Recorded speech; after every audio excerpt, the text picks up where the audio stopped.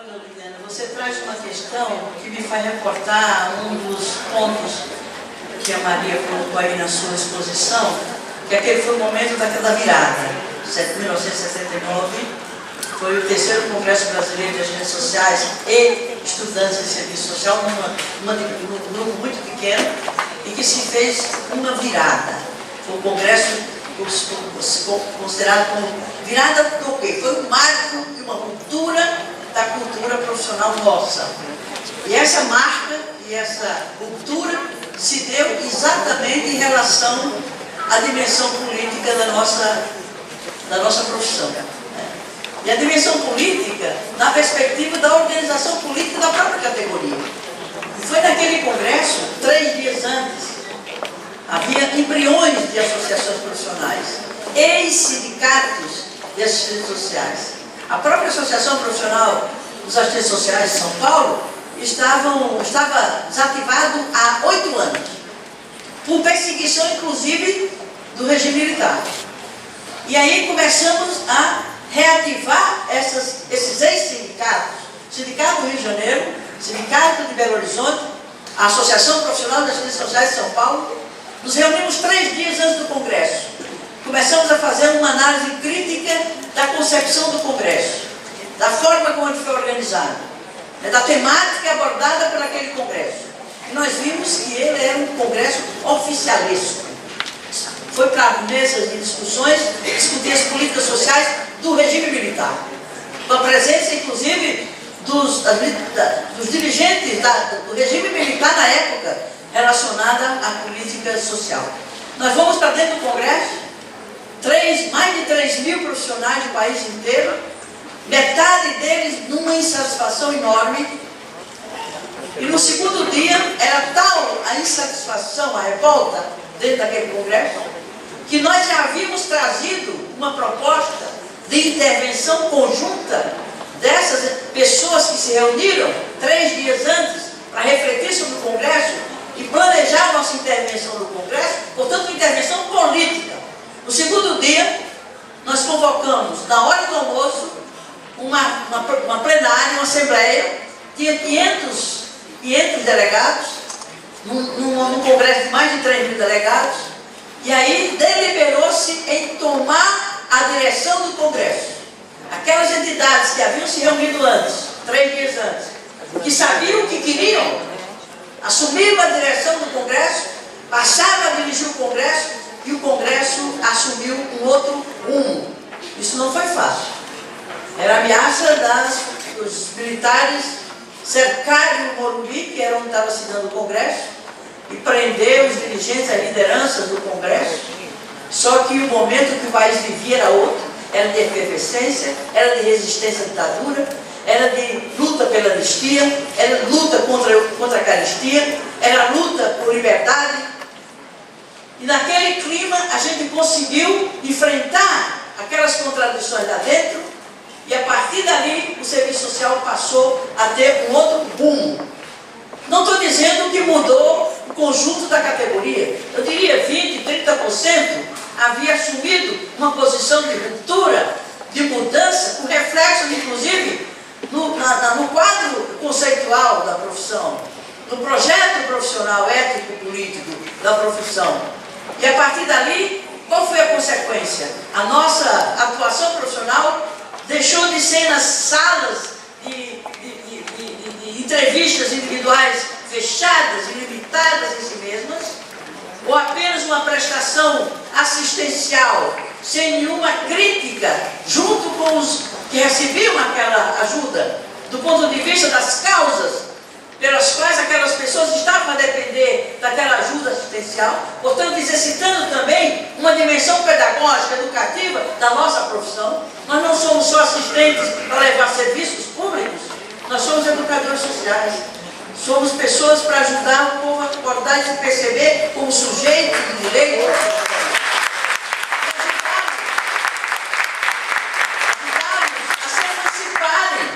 Levar apenas o Bolsa Família, mesmo sob a forma de um cartão de crédito, que parece coisa bonita, vai lá no caixa do banco e tira R$75, se não vai acompanhado com a compreensão das causas estruturais que geram aquela dependência que, se não for rompida, com o passo seguinte, você vai alienar, vai desorganizar, desarticular e vai manter as pessoas naquela condição de estar dependendo daquele serviço.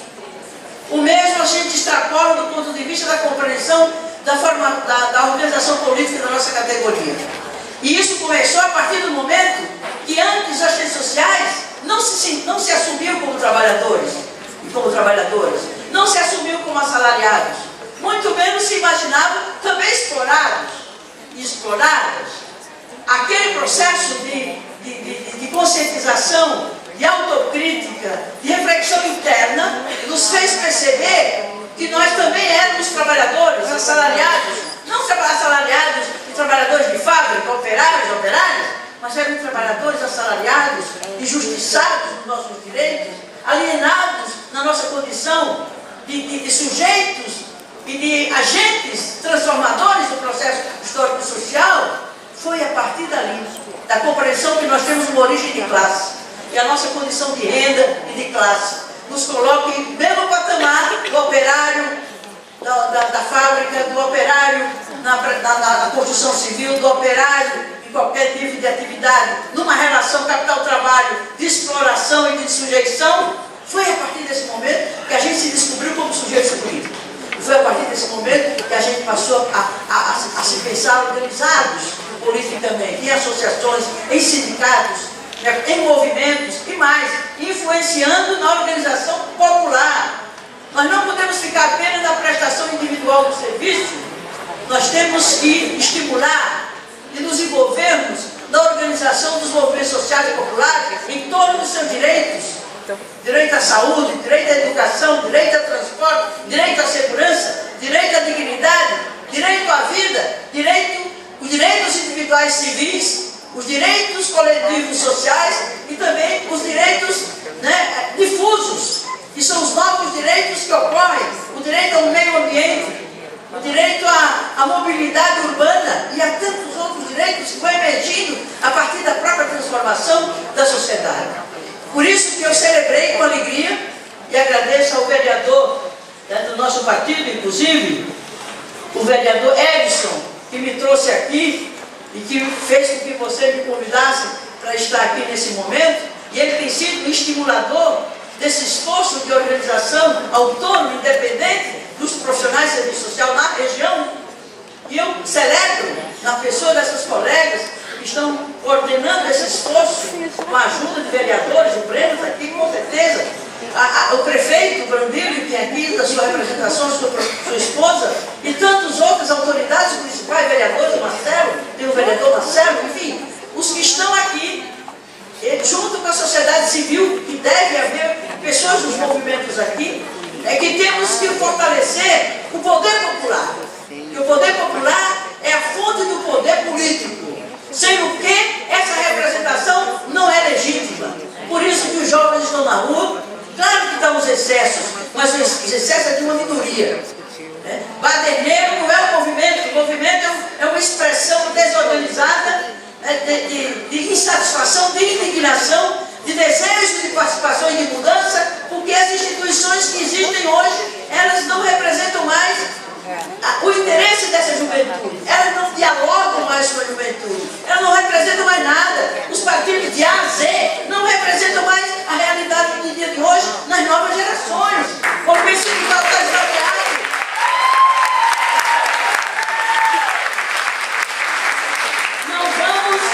Não vamos criminalizar os movimentos. E eles se fazem dessa forma, desorganizados, desarticulados, com excessos, até com o baderno, que não é da maioria deles, porque eles não têm outra forma de se organizar. E eles são estimulados pelas redes sociais, pela internet, que é um fator novo, é um agente novo que está influenciando esse processo de transição de história social no mundo. O mundo todo está convulsionado, porque as instituições estão esvaziadas. A organização popular tem que se expressar e tem que se organizar sobre outro formato. Não são mais esses formatos que é da minha geração, não serve mais, caducou, não responde às demandas e à visão da meninada que está aí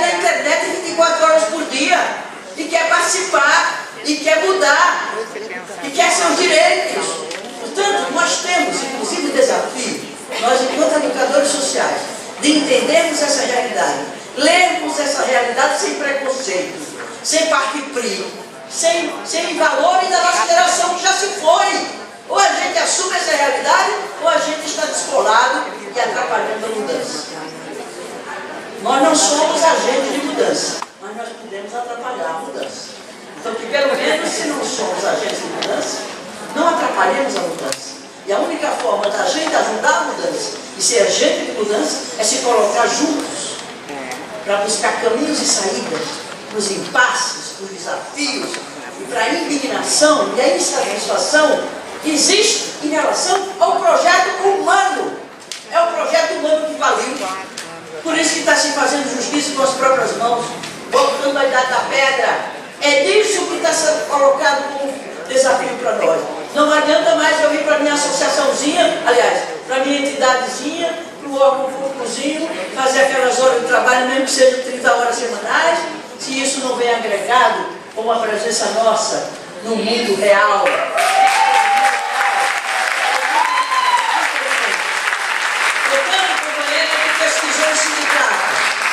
No momento em que acabaram com os nossos sindicatos da categoria, para se integrar com o sindicato do setor de produção ao qual nós estamos ligados, nós matamos a organização política da categoria. É preciso retomar a nossa organização própria. Porque nós somos bancários, mas somos agentes sociais. Então não adianta dizer que a agenda e as demandas e as questões dos bancários, lembrando da companheira que era bancária, ou de outra categoria de trabalhadores, sem levar em conta a especificidade da nossa profissão, do nosso grupo profissional, da nossa história profissional e a nossa cultura profissional e o projeto político ético da nossa profissão. Era isso que eu queria responder à companheira pesquisadora e muito atenta e muito ligada na necessidade de uma reflexão muito concreta que é da nossa retomada da nossa organização política. Obrigado. Para onde quer ir, para onde vai, ninguém é capaz, nem se coloca provavelmente essa questão. Para onde ir, para onde eu vou?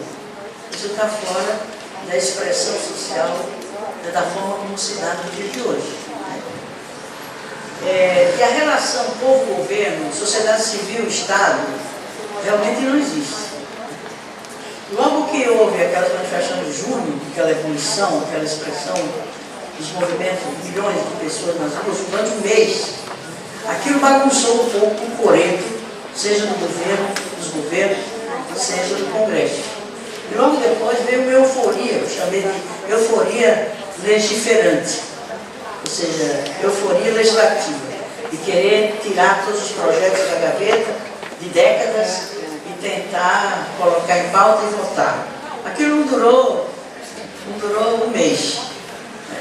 E até mesmo aqueles projetos que tinham relação direta com algumas das demandas da rua, estão no meio do caminho. Em 2011, eu apresentei um projeto de lei, aliás, uma proposta de emenda constitucional, incluindo o transporte público, o transporte como um direito social, ou seja, colocando no artigo 6º da Constituição Federal, que coloca ali, constitucionaliza o direito à saúde, à educação, à segurança, ao trabalho, à previdência, da criança, do adolescente, da mulher, e não constava o direito ao transporte.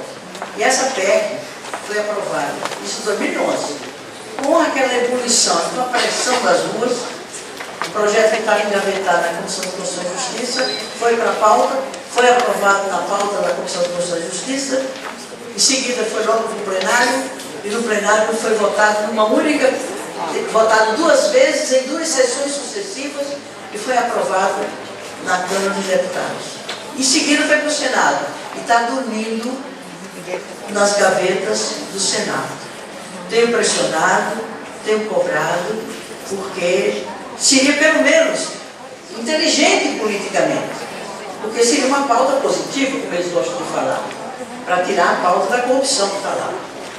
É o vice-presidente que teve que renunciar ao mandato, porque estava envolvido com o doleiro, que está envolvido em corrupção, além de outros casos. Agora já tem outro lá, o outro estava de avião carregando droga, o avião era dele, mas dizia que o outro estava carregando droga sem saber que estava carregando droga, mas não é possível. É um dia atrás do outro você encontra a corrupção lá dentro daquela casa. E aquela proposta é de uma política que o povo assumiu para si, os jovens. O movimento Passe Livre nasceu em 2005. Inspirado em quê?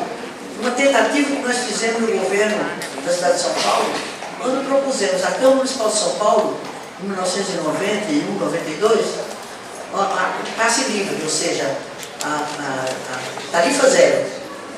Que era criar um fundo, criar um sistema para subsidiar, para financiar o transporte público e esse passe livre. O movimento tomou conhecimento dessa bandeira e já estava enfrentando em Santa Catarina, sobretudo Florianópolis, é exemplo da luta dos estudantes, dos jovens e da população por uma tarifa justa, tarifa do transporte de qualidade. Esse movimento cresceu, e aí, o ano passado, se expressou com aquela força social enorme.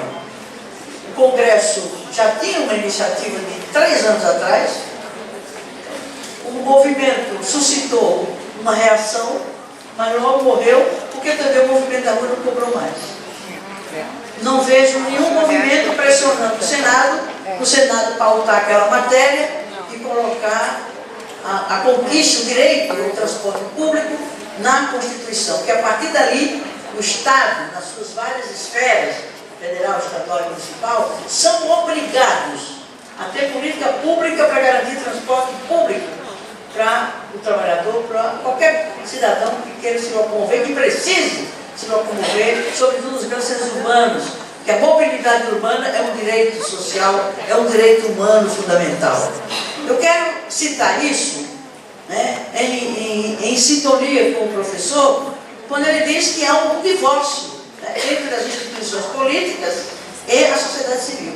Então, se não houver, né, esse encontro, você não exercita a democracia plenamente.